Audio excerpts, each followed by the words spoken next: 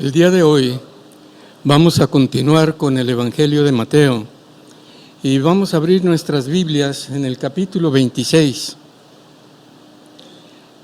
Vamos a ver del versículo 17 al versículo 29.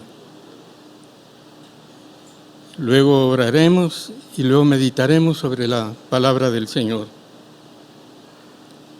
Mateo capítulo 26, versículo 17 al 29.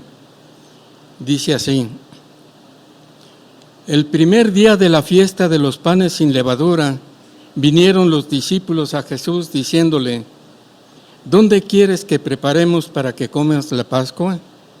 Y él dijo: Id a la ciudad a cierto hombre y decidle: El maestro dice, mi tiempo está cerca. En tu casa celebraré la Pascua con mis discípulos. Y los discípulos hicieron como Jesús les mandó y prepararon la Pascua. Cuando llegó la noche, se sentó a la mesa con los 12. Y mientras comían dijo: De cierto os digo que uno de vosotros me va a entregar. Y entristecidos en gran manera, comenzó cada uno de ellos a decirle: ¿Soy yo, Señor? Entonces él respondiendo dijo: El que mete la mano conmigo en el plato, ese me va a entregar. A la verdad, el Hijo del Hombre va, según está escrito de él, mas ay de aquel hombre por quien el Hijo del Hombre es entregado. Bueno le fuera a ese hombre no haber nacido. Entonces, respondiendo Judas, el que le entregaba, dijo: ¿Soy yo, maestro? Le dijo: Tú lo has dicho. Y mientras comían, tomó Jesús el pan y bendijo y lo partió y dio a sus discípulos y dijo: Tomad, comed, esto es mi cuerpo. Y tomando la copa y habiendo dado gracias, les dio diciendo: Bebed de ella todos, porque esto es mi sangre del nuevo pacto, que por muchos es derramada para remisión de los pecados. Y os digo que desde ahora no beberé más de ese fruto de la vid, hasta aquel día en que lo beba nuevo con vosotros en el reino de mi Padre. ¿Oramos? Señor, gracias por tu palabra. Ponemos este tiempo en tus manos y te rogamos que hagas tú la obra, Señor, al enseñarnos, al redarguirnos, al corregirnos, al instruirnos en justicia. Señor, revela tu amor y tu gracia a través de estos pasajes, Señor, y ayúdanos a comprender lo que tú quieres, Señor, para nosotros. Señor, guíanos y dirígenos, te lo pedimos en el nombre de Jesús. Amén. Estamos observando el momento en que Jesús se sienta a la mesa en lo que se conoce como la última cena. Y lo que está haciendo Jesús es instituir algo que se practica hasta nuestros días, lo que llamamos la Cena del Señor. En algunos otros lugares se le llama comunión o Eucaristía. Eucaristía significa acción de gracias o dar gracias. Es lo que significa esa palabra. Y estamos viendo el momento en el que Jesús lo instituyó como un sacramento.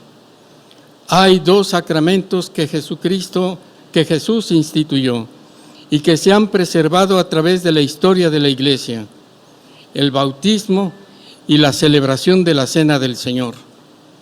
Nosotros celebramos la Cena del Señor. Hoy nos ha tocado estudiar este pasaje y comprenderlo. Está sucediendo alrededor de la Pascua. Pascua significa pasar de largo. Podemos ver cómo el pueblo de Israel fue instruido por Dios a través de Moisés, diciéndoles que antes de que llegara la última plaga en Egipto, la 10ª plaga que iba a afectar a los primogénitos de todo el lugar, ellos tenían que tomar un cordero sin mancha, sin contaminación, sacrificarlo y con su sangre pintar los dinteles de la puerta, el travesaño y las puertas, de tal manera que cuando pasara por ahí, dice la palabra, y yo veo esa sangre, pasaré de largo. Éxodo 12:13. La Pascua está librando del juicio al primogénito de esa casa a través de la sangre de un cordero. En el Nuevo Testamento encontramos que la Pascua estaba prefigurando lo que vino a hacer Jesús. Porque cuando Juan el Bautista ve a Jesús, le dice a sus discípulos: he aquí el Cordero de Dios que quita el pecado del mundo. Jesús es, dice Pablo en 1 Corintios 5:7, porque nuestra Pascua, que es Cristo, ya fue sacrificada por nosotros. Así es que en la Biblia hay cosas sucediendo en el Antiguo Testamento que están profetizadas como figuras, como fiestas que llegan a su cumplimiento con Jesús. ¿Por qué? Porque la Biblia, toda ella cuenta una sola historia: cómo el hombre ha pecado y por pecar merece la muerte. Esto significa vivir eternamente lejos de aquel que lo creó. Pero la historia de la Biblia no solamente me dice eso, sino que me da la buena noticia de cómo Dios envió a su Hijo para rescatarnos de nuestro pecado y que podemos estar para siempre con Él. E hizo ese rescate a través de un sacrificio. La Pascua es una figura de lo que vendría. Hoy estamos viendo el cumplimiento de esa figura alrededor de la fiesta de la Pascua. Ahora que leímos el versículo 17, dice: el primer día de la fiesta de los panes sin levadura. ¿Qué pues? ¿No que era la fiesta de la Pascua? Pues sí, estas dos fiestas se juntaron. Comenzaban con un día donde se celebraba la Pascua, el día 14 del mes de Nisán, en el calendario hebreo. Y a partir de ese día comenzaba la fiesta de los panes sin levadura durante 7 días. Para este tiempo, el festejo se veía como uno solo, que duraba 8 días. Uno que es la Pascua y se continuaba durante 7 días, ahora panes sin levadura. En Éxodo 12 nos dice que prepararán panes sin levadura y hierbas amargas. Y panes sin levadura representaba que ellos estaban preparados para salir de Egipto. No tenían que esperar a que la levadura inflara la masa y meterla al fuego. Por eso tenían que ser panes sin levadura. Pero no solamente eso, la Biblia presenta la levadura como un símbolo del pecado. Así es que la fiesta de los panes sin levadura era sacar toda la levadura de tu casa después de haber celebrado la Pascua. Y tiene sentido, ¿verdad? Cuando Jesús vino, vivió para morir por nuestros pecados y librarnos del pecado, para vivir una vida que ya no esté bajo el poder del pecado. Eso es lo que vino a hacer Jesús. Estamos viendo en este pasaje que leímos la preparación de ese momento, la celebración de la Pascua de Jesús con sus discípulos y la institución de esto como un recordatorio para nosotros. Pero comencemos por la primera parte, la preparación. Mira lo que dice el versículo 17. Vinieron los discípulos a Jesús y le dijeron: ¿dónde quieres que preparemos para que comas la Pascua? Este momento es la preparación y Jesús les dice: id a la ciudad a cierto hombre y decidle: el maestro dice, mi tiempo está cerca, en tu casa celebraré la Pascua con mis discípulos. Ahora, este es el Evangelio de Mateo. En el Evangelio de Marcos y Lucas se describe la misma escena y tienen ciertas diferencias, pero con eso no quiere decir que no sea cierto este relato. Es como cuando uno ve un suceso y los ves con otras 2 personas más, tú y 2 personas más. Y cuando tú describes lo que viste, describes lo tuyo y el otro va a describir quizás otras cosas y el otro va a describir otras cosas. del mismo suceso. No es que estuvieron en 3 sucesos distintos, es el mismo, pero desde la perspectiva de cada uno de ellos. De hecho, si 3 personas dicen exactamente el mismo relato, es sospecha de que inventaron el suceso. O sea, ¿se entiende? Pero si hay ciertas diferencias, estas están complementando la historia que todos vieron.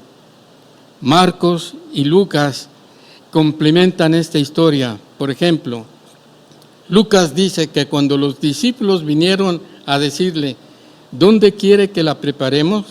Él les dijo, he aquí, al entrar en la ciudad os saldrá al encuentro un hombre que lleva un cántaro de agua. Seguidle hasta la casa donde entrare y decid al padre de familia de esa casa, el maestro dice, ¿dónde está el aposento donde he de comer la Pascua con mis discípulos? Ellos tenían que entrar a la ciudad y les saldrá al encuentro un hombre que lleva un cántaro de agua. Esto era algo extraordinario, algo notable. El hombre con un cántaro de agua le sale al encuentro. Lo siguieron y llegaron hasta ese lugar. Jesús les dijo, cuando lleguen al lugar dirán al padre de familia de esa casa, el maestro te dice, ¿dónde está el aposento donde he de comer la Pascua con mis discípulos? Entonces él os mostrará un gran aposento alto y ya dispuesto, preparado allí. Fueron pues y hallaron como les había dicho y prepararon la Pascua. En el Evangelio de Juan, capítulo 13, al principio dice, sabiendo Jesús que su hora había llegado para que pasase de este mundo al Padre. Es este el momento, mi tiempo está cerca, se acerca la culminación de lo que Jesús vino a hacer.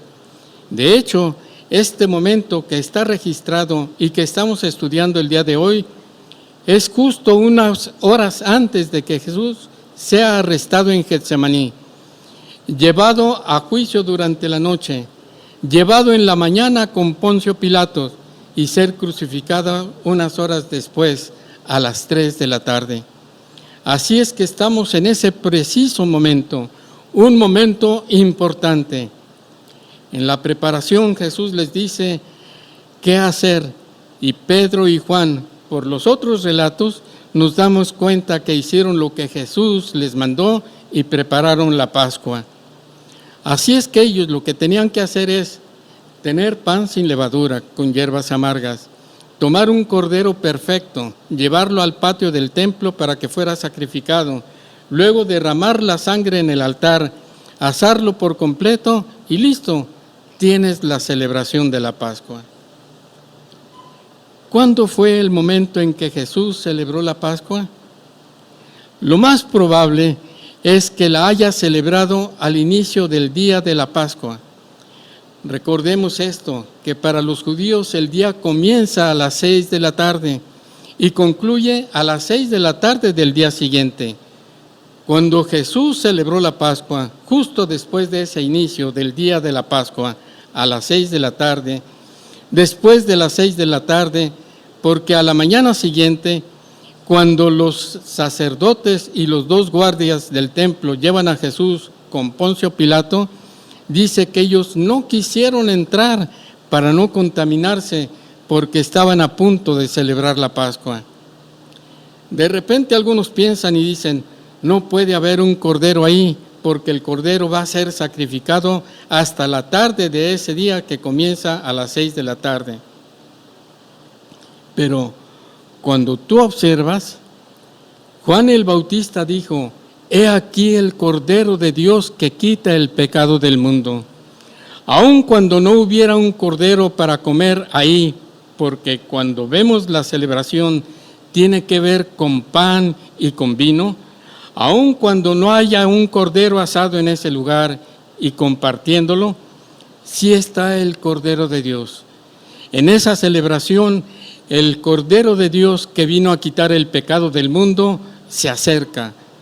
Ese momento preparan el lugar, dice en el versículo 19.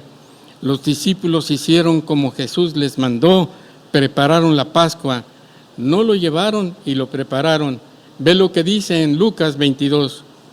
Porque Lucas nos dice algo que Jesús mencionó cuando comenzó la celebración, ya que estaban ahí sentados. Lucas 22:15, Jesús dice: «Cuánto he deseado comer con vosotros esta Pascua». Lo dice con signos de admiración y termina diciendo la frase: «antes que padezca». Es que Jesús está emocionado por este momento. Ha estado esperando por este momento, pero también Él sabe, mi tiempo está cerca, la hora ha llegado, antes de que padezca. En Lucas 22:16 dice: «Porque os digo que no la comeré más hasta que se cumpla en el reino de Dios». Ese es el momento. Ahí están preparados. Ahora veamos cómo sucede en el versículo de Mateo 26:20. Mateo 26:20. Cuando llegó la noche, se sentó a la mesa con los 12. Y déjenme detenerme en cuando se sentó a la mesa con los 12. Judas Iscariote. Judas es parte de los 12. Judas está sentado en esa mesa cuando Jesús se sienta en esta celebración que lo llena de emoción, que es algo que ha estado anhelando y que sabe que está a punto de terminar su tiempo porque va a padecer. Ahí está Judas entre ellos, aquel que lo iba a traicionar. De hecho, la conversación que sucede ahí tiene que ver con alguien que lo va a traicionar. En el Evangelio de Juan no se nos menciona la celebración de la Cena del Señor. En Juan capítulo 13, lo que se nos menciona en ese momento es cuando Jesús lavó los pies de los discípulos.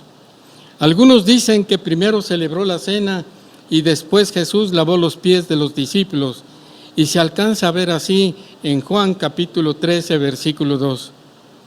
Pero otra vez, ahí están los 12. Eso quiere decir que Jesús lavó los pies de Judas, lavó esos pies, que unas horas después iba a ir para tomar las 30 monedas de plata de mano de aquellos que iban a matar a Jesús. Y no solamente eso, lavó los pies de ese Judas que camino a Getsemaní dirigió a los que arrestaron a Jesús después de haber orado en el monte de Getsemaní. Jesús lavó los pies de Judas, aquel que lo iba a traicionar. ¿Por qué lo hizo? La respuesta está en Juan capítulo 13, versículo 1, que dice: «Antes de la fiesta de la Pascua, sabiendo Jesús que su hora había llegado para que pasase de este mundo al Padre», y fijémonos en lo que dice al final: «Como había amado a los suyos que estaban en el mundo, los amó hasta el fin». Eso incluye ¿a quién?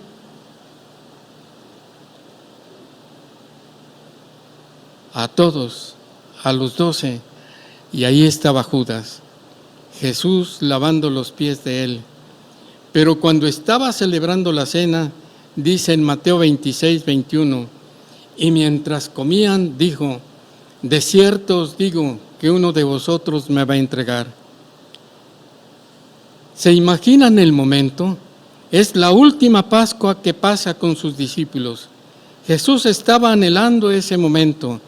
Está compartiendo, están comiendo y de repente Jesús dice esto.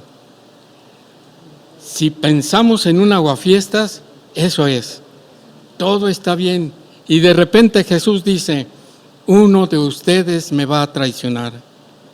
¿Qué es lo que está pasando? Todo esto cae como un balde de agua fría.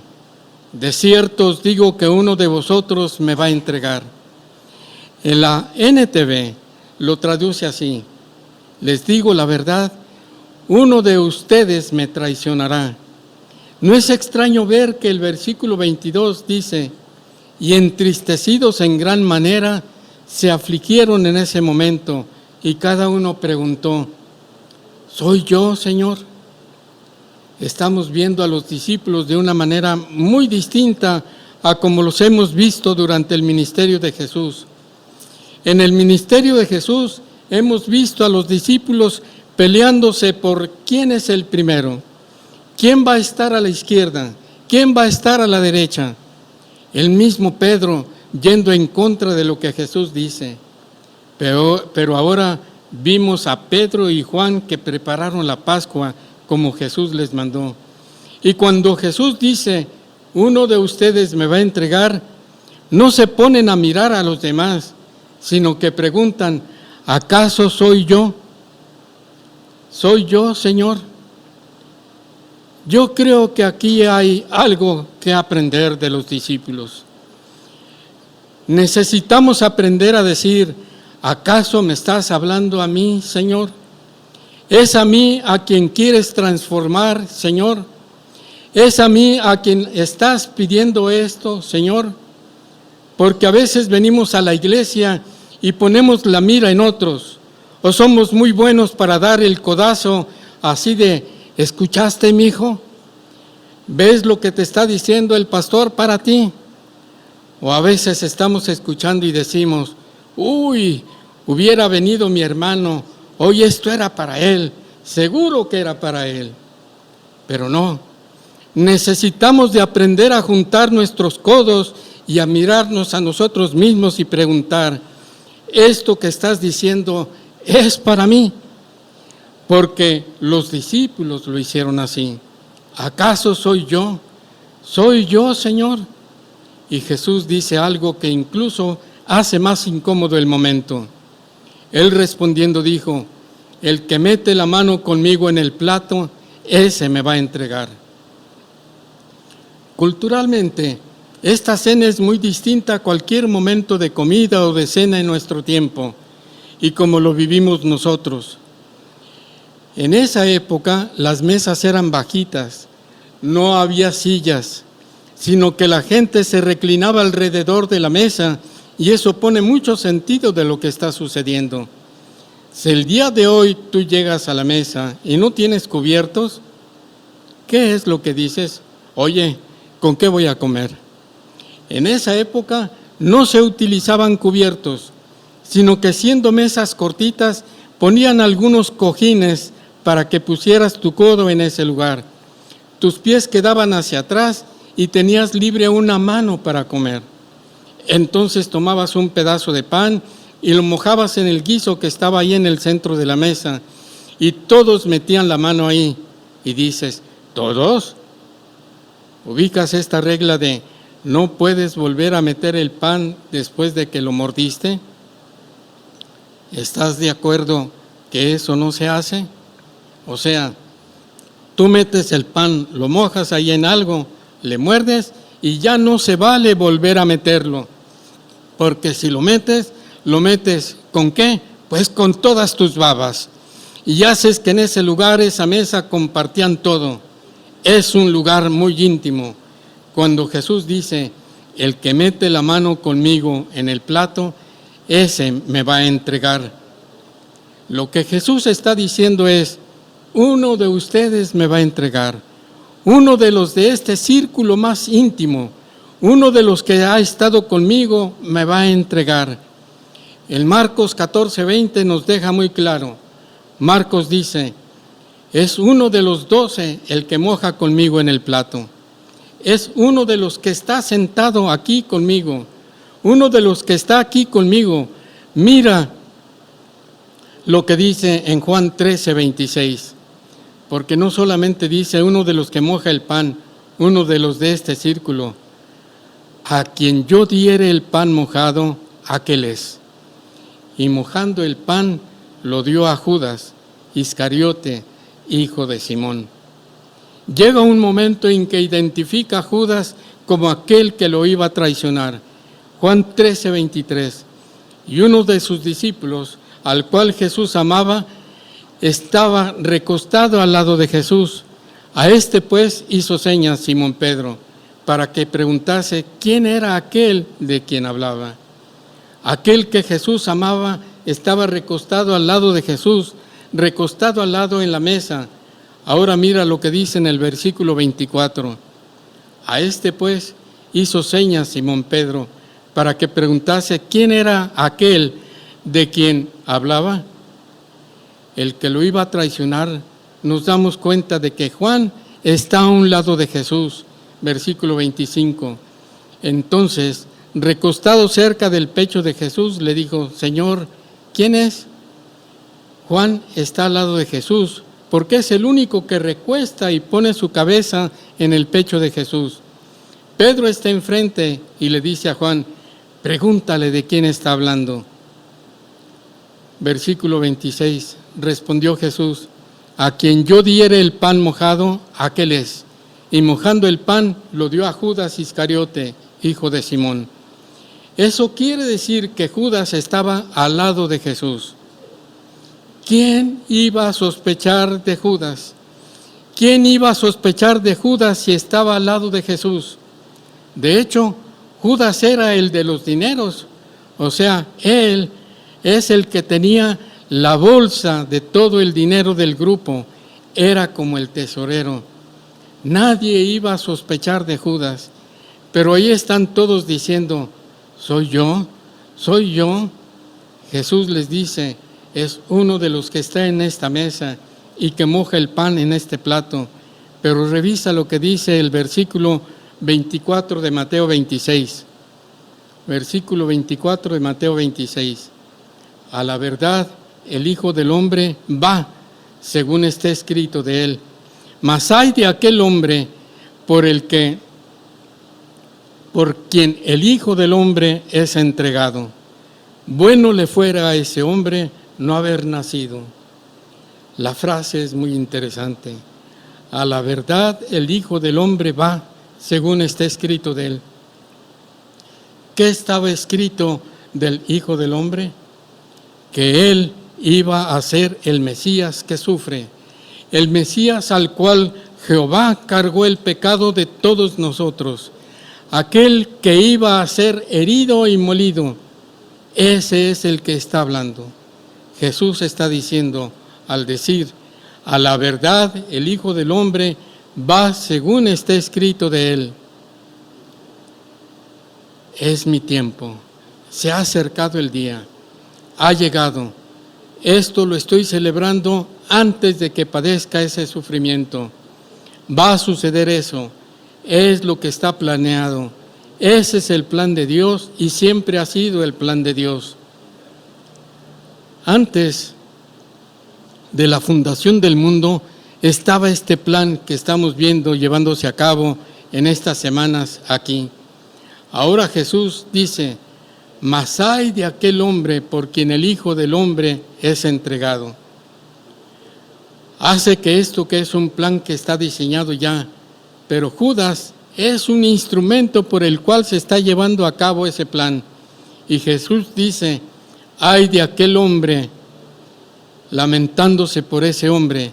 Esta frase me está hablando de la soberanía de Dios y de cómo Dios tiene un plan perfecto, pero también de la responsabilidad de Judas de llevar a cabo eso como un instrumento dentro de ese plan. Pero por último dice: bueno le fuera a ese hombre no haber nacido, porque hay un castigo. Eso es lo que está diciendo, representando con esta frase. El plan eterno es de Dios. Judas es el instrumento, pero hay un castigo para él. Eso es lo que está diciendo. En tu Biblia, quizás hay unas pequeñas letras al terminar el versículo 24, y dice ahí Salmo 41:9. Mira lo que dice el Salmo 41:9. Salmo 41:9. Aún el hombre de mi paz, en quien yo confiaba, el que de mi pan comía, alzó contra mí el calcañar. Con esta referencia nos hace ver que incluso la traición de Judas estaba profetizada en el pasado. Alguien de su círculo íntimo, alguien con quien compartía el pan, ahí estaba para traicionarle, para levantar el calcañar. Checa lo que dice el versículo 25. Entonces, respondiendo Judas, el que le entregaba, dijo: ¿soy yo, maestro? Le dijo: tú lo has dicho. Hay una diferencia entre cómo le pregunta Judas y los demás discípulos. ¿Se dieron cuenta? Los discípulos preguntan, ¿soy yo, Señor? Pero Judas pregunta, ¿soy yo, Maestro? Son dos palabras distintas. Maestro es la palabra rabí, Señor es la palabra curios. Con Señor se le habla a aquel que es el amo y dueño, pero con Maestro se le habla a aquel que solamente enseña.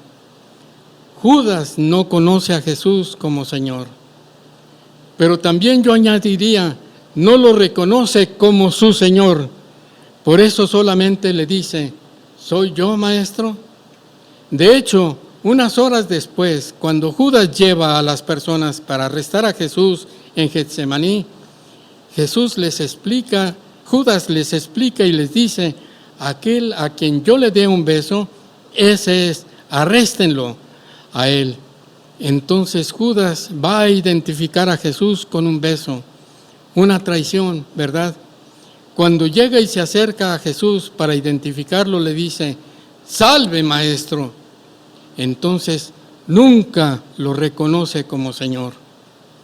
En 1 Corintios capítulo 12 versículo 3 dice, y nadie puede llamar a Jesús Señor sino por el Espíritu Santo. Con esto creo que podemos llegar a la conclusión de que Judas no era un creyente, pero está engañando a todos. Está muy cerca de Jesús y los demás confían en él, pero no es un creyente porque no reconoce a Jesús como Señor. Necesito pensar si estoy tan cerca de Jesús, pero no lo conozco y quizás no lo reconozco como mi Señor. Necesito identificar si estoy en ese punto. Necesito saber por qué es importante. Porque la Biblia me dice que es necesario nacer de nuevo. Una persona que nace de nuevo es una persona que nace del Espíritu y por el Espíritu puede llamar a Jesús Señor. Sin un nuevo nacimiento no puedes ver el reino de los cielos. Lo que vino a hacer Jesús fue a liquidar la deuda que nosotros tenemos para perdonar nuestros pecados. Y Jesús es el mismo que dice, es necesario nacer de nuevo. ¿Cómo puedo nacer de nuevo? Jesús le dice a esa persona, es necesario nacer de nuevo. Le dice que todo aquel que en Él cree no se pierde, mas tiene vida eterna. Puedo nacer de nuevo creyendo en lo que Jesús hizo por mí. ¿Qué es lo que hizo? Sigamos leyendo. Mira lo que dice a partir en Mateo 26, 26. Ya vimos la preparación, ya vimos cómo celebran la Pascua. Ahora vamos a ver cómo Jesús instituye la cena del Señor. Dice, versículo 26 de Mateo 26. Y mientras comían, tomó Jesús el pan y bendijo y lo partió y dio a sus discípulos y dijo, tomad, comed, esto es mi cuerpo. Y tomando la copa y habiendo dado gracias, les dio diciendo, bebed de ella todos, porque esto es mi sangre del nuevo pacto, que por muchos es derramada para remisión de los pecados. Ahí está Jesús instituyendo la cena del Señor. Pero mira cómo sucede. Mientras comían, tomó Jesús, ¿qué cosa? El pan. ¿Qué hizo? Lo bendijo, lo partió y lo dio a sus discípulos diciendo, esto es mi cuerpo, toma, come, esto es mi cuerpo. Me llama mucho la atención la frase porque Jesús está haciendo todo esto voluntariamente y dice, este es mi cuerpo. Su cuerpo, la encarnación, el verbo de Dios, se hizo carne y habitó entre nosotros, dice su palabra, que Él siendo Dios no escatimó el ser igual a Dios como cosa a que aferrarse, sino que se despojó a sí mismo y se hizo semejante a los hombres. Este es mi cuerpo, semejante a los hombres, humillándose hasta ser un siervo obediente hasta la muerte y muerte de cruz. Eso me habla de cómo Él, su cuerpo, lo entregó voluntariamente. Pero cuando lo está dando dice, es partido. Jesús, sus huesos no fueron partidos, pero su sufrimiento fue tal que fue herido y atravesado. No se rompió ninguno de sus huesos cuando estaba en la cruz. Querían acelerar el proceso de la muerte porque llegaba el sábado y no querían que los cuerpos se quedaran ahí. Lo que hacen fue llegar y romper los huesos de las piernas de los ladrones que estaban con Jesús. De esta manera aceleraban su muerte, porque la muerte en la cruz es por asfixia. Estás en esta posición y tú necesitas empujar con tus piernas para agarrar aire y volver a descansar. Pero si tus piernas están rotas, no puedes empujarte hacia arriba y te mueres asfixiado. Cuando llegaron con Jesús, se dieron cuenta que Él ya estaba muerto. Y solo para comprobar que estaba muerto, atravesaron su costado con una lanza, de la cual brotó agua y sangre. Jesús tomó ese pan y lo partió y les dio su cuerpo herido, molido, lo dio. Lo dio porque se entregó a sí mismo, porque Jesús es ese don inefable y glorioso, porque Jesús es ese regalo, esa dádiva enviada para nuestra salvación. Es Jesús el que se entrega. Así leemos en su palabra que Dios entregó a su Hijo por nosotros voluntariamente. Y Él mismo dice, mi tiempo ha llegado. Quiero celebrar esto antes de que padezca, porque Jesús vino para entregarse. Él vino a salvar, a buscar aquello que se había perdido. Jesús dice, esto es mi cuerpo. Y esta palabra es, esto es mi cuerpo. No está diciendo que es el cuerpo de Jesús, porque Jesús está en su cuerpo ahí presente, sino que está diciendo, este pan simboliza mi cuerpo. Y así lo leemos a través de la Escritura. En 1 Corintios 11:24 dice, tomad, comed, esto es mi cuerpo que por vosotros es partido. Hacer esto en memoria de mí. Esto te va a ayudar a recordar, a traer a la memoria lo que ha sucedido. Ese cuerpo, ese pan partido, simboliza su muerte y su sufrimiento. Después de entregar el pan, dice que tomó la copa, una copa que en esa celebración es una mezcla de vino y agua, y dando gracias les dijo, bebed de ella. Todos participen de esto, todos. El pan representa el cuerpo, pero aquí en Mateo 26:28 me dice que esa copa y ese vino representa, según Jesús, mi sangre del nuevo pacto. Y cuando pensamos en la sangre en la Biblia, pensamos en el sacrificio de Jesús, entregando su vida como un sacrificio, derramando su sangre para que ese sacrificio, Mateo 26:28, porque esto es mi sangre del nuevo pacto, que, ¿por cuántos? Por muchos es derramada. ¿Para qué? Para remisión de los pecados. Es un sacrificio por el pecado. En el templo se llevaban esos corderos, se derramaba esa sangre para cubrir el pecado. Pero aquí está Jesús diciendo, yo voy a derramar mi sangre porque es sangre de un nuevo pacto para quitar el pecado, no para cubrirlo. Había un pacto. Cuando uno lee la Escritura nos damos cuenta de que hay varios pactos. Dios hace un pacto con Abraham. Dios le dice a Abraham, yo te voy a dar una simiente, un hijo, y a través de esa simiente vas a bendecir todas las familias de la tierra. Esa simiente en el Nuevo Testamento me dice es Cristo. Jesús es la simiente de Abraham, pero Abraham no tiene hijos y Dios le dice, te daré una descendencia. Y Abraham dice, pero ¿cómo voy a saber esto? Hagamos un pacto. Y un pacto era como firmar un contrato. Esto es, así va a suceder. Y cuando Abraham celebró ese pacto, Dios le dice, toma estos animales, pártelos en dos y sepáralos. Eso es lo que hacían cuando firmaban un pacto. Abraham lo hace porque es algo común que sucede ahí. En nuestro tiempo diríamos, pues te veo con el notario y ya.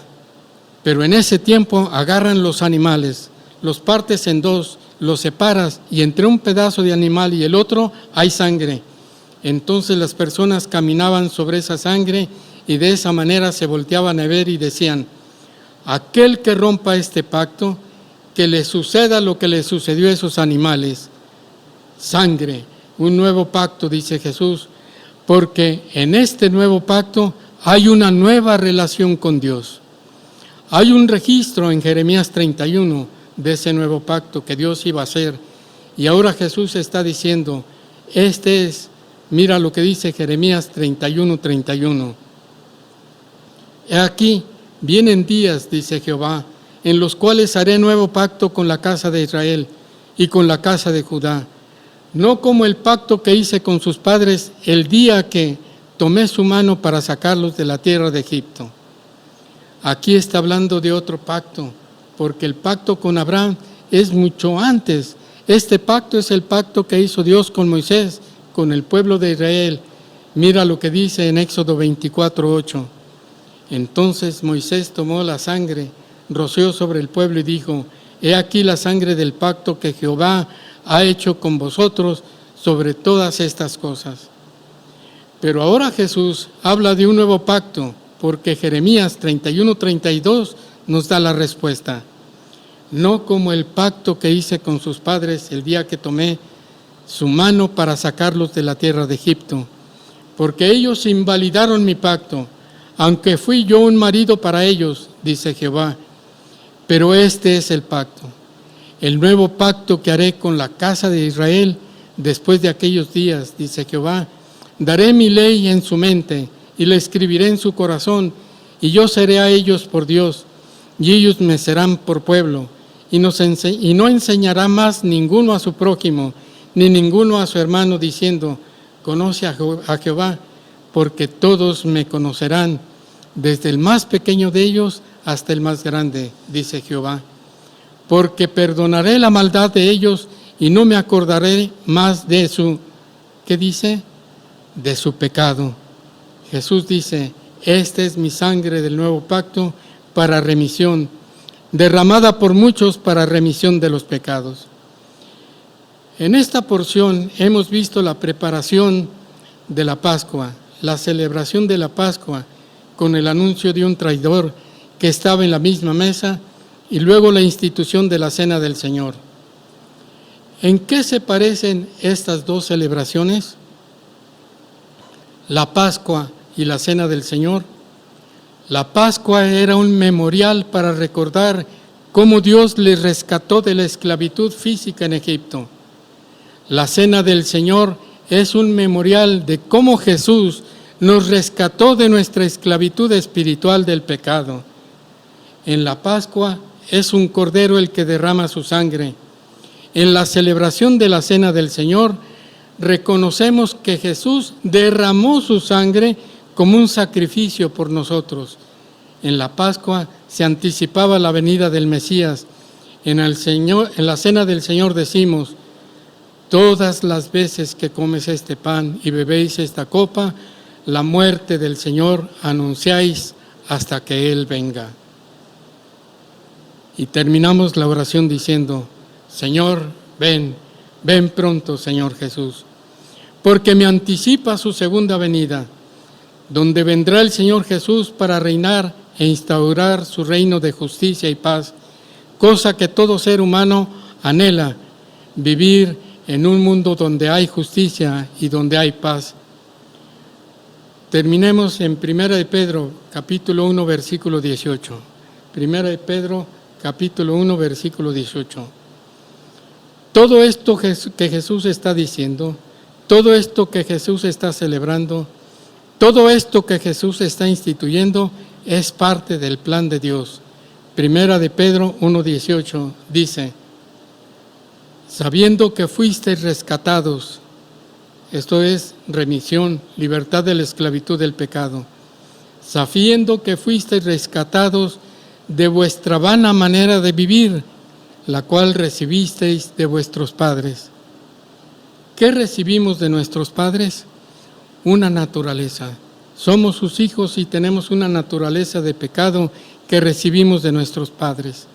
Una vana manera de vivir, y dice ahí, hemos sido rescatados de esa manera, de esa vana manera de vivir, la cual recibimos de nuestros padres. No con cosas corruptibles, como oro o plata, ahí dice, sino con la sangre preciosa de Cristo, como de un cordero sin mancha y sin contaminación. Jesús estaba ahí celebrando con sus discípulos ese momento en el que Él, con su sangre preciosa, la sangre como de un cordero sin mancha y sin contaminación, un sacrificio, lo que dice en el versículo 20, ya destinado desde antes de la fundación del mundo, pero manifestado en los postreros tiempos por amor de vosotros. Desde antes de la fundación del mundo, ¿qué dice Efesios 1:4? Que Él nos escogió antes de la fundación del mundo, eso es gracia. Él nos escogió antes de que mostráramos nuestras credenciales y lo que éramos.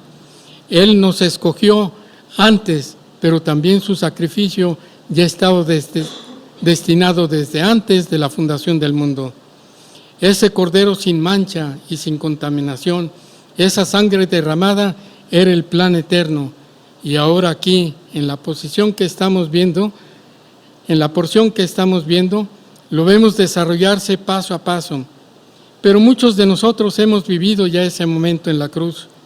Él pagó nuestros pecados y nos ha dado libertad. ¿Cómo podemos nacer de nuevo? Lo dije hace unos momentos.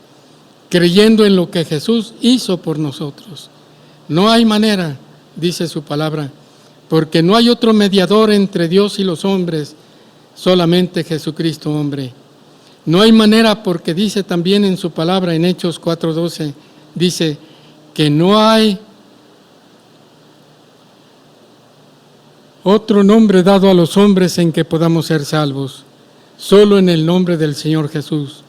Nuestras vidas pueden ser transformadas cuando depositamos nuestra fe en Cristo, y dice ahí, pero manifestado en los postreros tiempos por amor de vosotros. ¿Recuerdas lo que leímos en Juan 13:1? Sabiendo Jesús que su hora había llegado para que pasase de este mundo al Padre, como había amado a los suyos que estaban en el mundo, los amó hasta el fin. Todo esto que estás viendo es porque Dios te ama y quiere que estés con Él para siempre. Y quiere quitar tu pecado y quiere quitar tu vergüenza, tu culpa y tu miedo. Él quiere quitarte la condena que hay sobre tu vida por tu pecado, porque Él vino para salvarte, Él vino para rescatarte. Así es que el día de hoy considera esto. Considera cómo Él derramó su sangre y cómo entregó su cuerpo por amor a ti y voluntariamente para quitar tu pecado y darte una nueva vida. ¿Me acompañan en oración? Señor, gracias por tu palabra. Gracias por este tiempo meditando en tu palabra, en este momento tan solemne, pero también al mismo tiempo, Señor, interrumpido por este anuncio de un traidor entre ellos. Y al mismo tiempo, Señor, tan glorioso al darnos cuenta que tú estabas hablando de ese sacrificio que tú harías por nosotros, que tú has hecho por nosotros, Señor.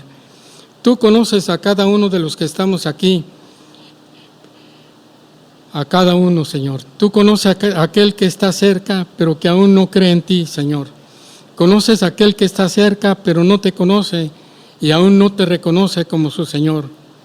Yo te ruego, Señor, que manifiestes tu amor, que le muestres cuánto tú le amas y que pueda considerar el día de hoy poner su confianza en ti, porque tú ya lo has hecho todo. Tú nos has rescatado. Tu sangre ya ha sido derramada. Tú en esa cruz ya dijiste, consumado es, pagado por completo. Te ruego, Señor, por aquel que aún no te conoce, revélale cuánto tú le amas, revélale su condición y revélale lo que tú has hecho por él. Te pedimos, Señor, que tú le salves, Señor, y gracias, Señor, porque al meditar En estos pasajes nos damos cuenta, Señor, una vez más nos recuerdas lo que tú has hecho por nosotros. Si estamos aquí es porque tú te entregaste, porque tú te diste, porque tú entregaste voluntariamente por nosotros, porque tú has perdonado nuestros pecados. Gracias, Señor Jesús, por tu obra en cada uno de nosotros. Amén.